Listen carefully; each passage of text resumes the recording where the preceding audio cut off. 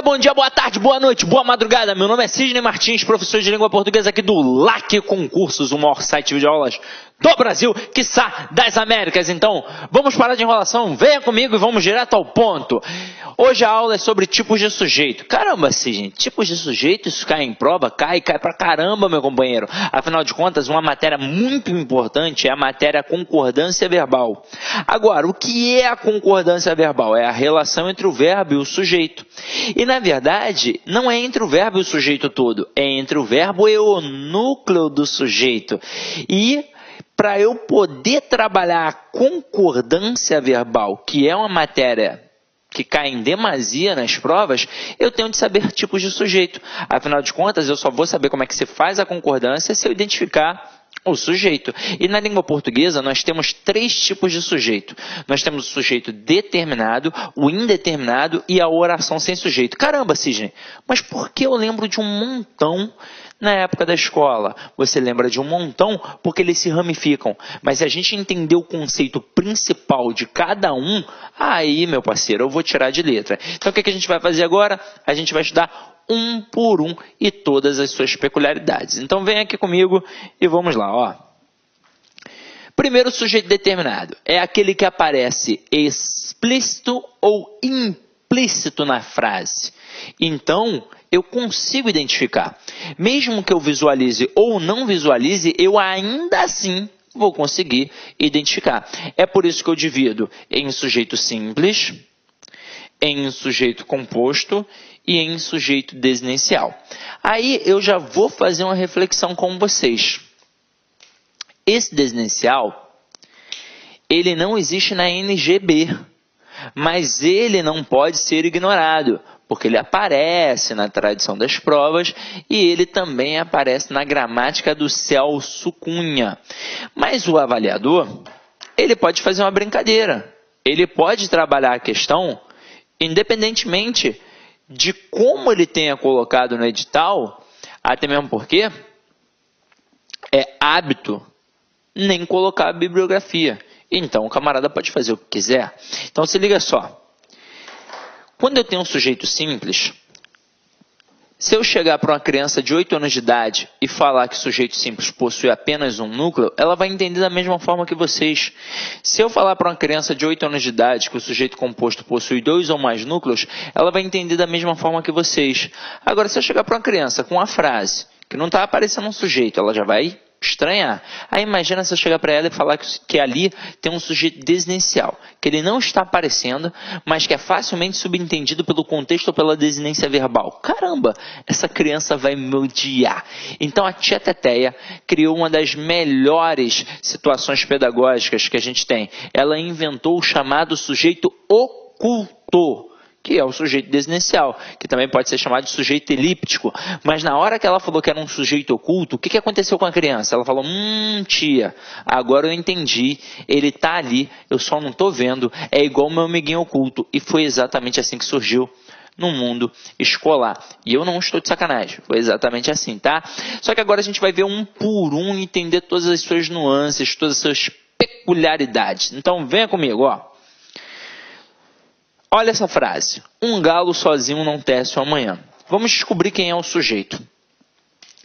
Para descobrir quem é o sujeito, eu sempre procuro primeiro pelo verbo. Eu não olho para os substantivos primeiro, eu olho para o verbo.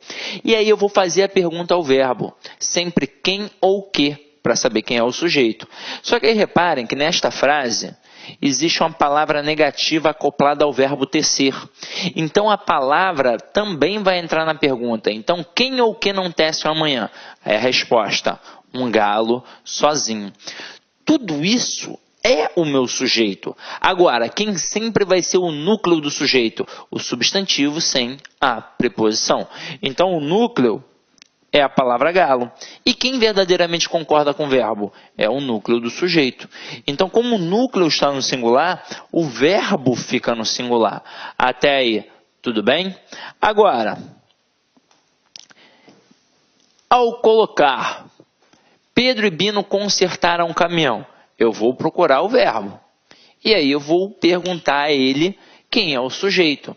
A pergunta, ó, observa, o verbo está no plural, mas a pergunta é no singular. E como assim, Sidney? Está de sacanagem? Não, estou falando sério. Porque você ainda não fez a pergunta, você ainda não viu quem é o referente. Então pode ser que seja uma pegadinha do avaliador. Então você vai perguntar, quem é o que consertou o caminhão? Aí você vai ter como resposta Pedro e Bino. Aí agora você vai observar que tem dois núcleos, tanto Pedro quanto Bino.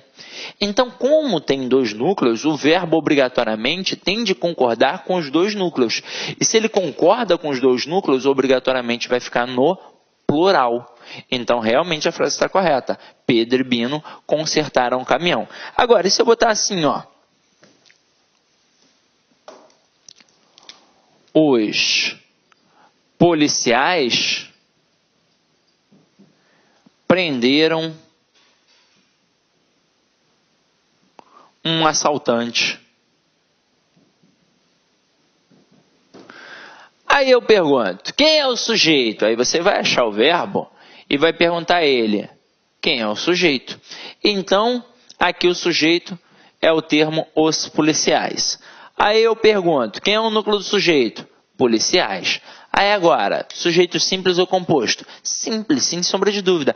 Ah, Sidney, mas não tem uma porrada de policial? Tem, mas quando eu falo que o sujeito é simples porque possui apenas um núcleo, é porque possui apenas uma palavra como núcleo.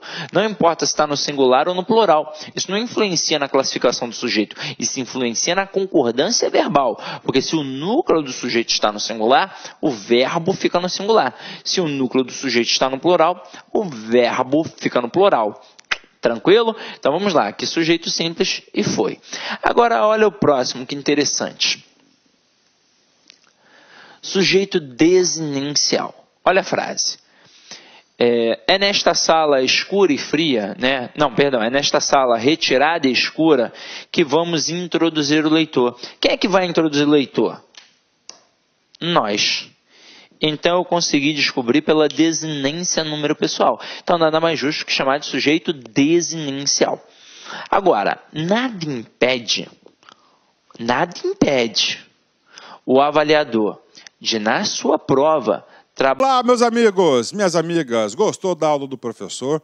Quer continuar assistindo essa videoaula? Então venha fazer o Lá Concursos, venha fazer o nosso curso completaço da Politec 2017 para os cargos de papiloscopista e para técnico de necrópsia.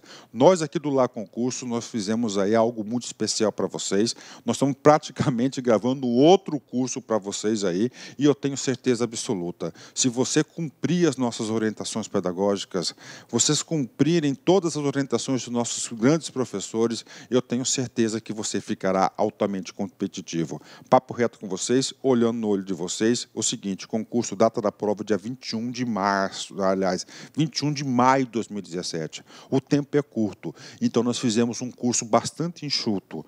E se você conseguir assistir duas vezes as videoaulas com bastante atenção, garanto para vocês que vocês ficarão altamente competitivos aqui no Lá Concurso, né?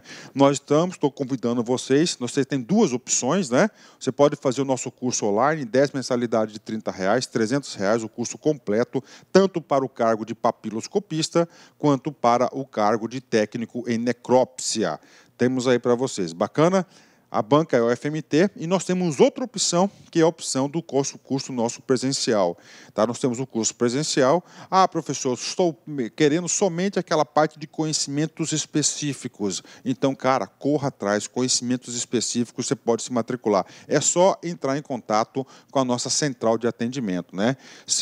Olha só, o último concurso que nós tivemos no estado aqui foi da Sejude, a GPEM. O LAC Concursos orgulhosamente apresenta para vocês os nossos 354 alunos aprovados, tá? Eu tenho como provar um a um desses alunos aprovados do LAC Concurso, né? Então, seja aí também um aluno aprovado aqui do LAC Concursos. Espero vocês. Um forte abraço, fique com Deus. Tchau, tchau. Clique lá.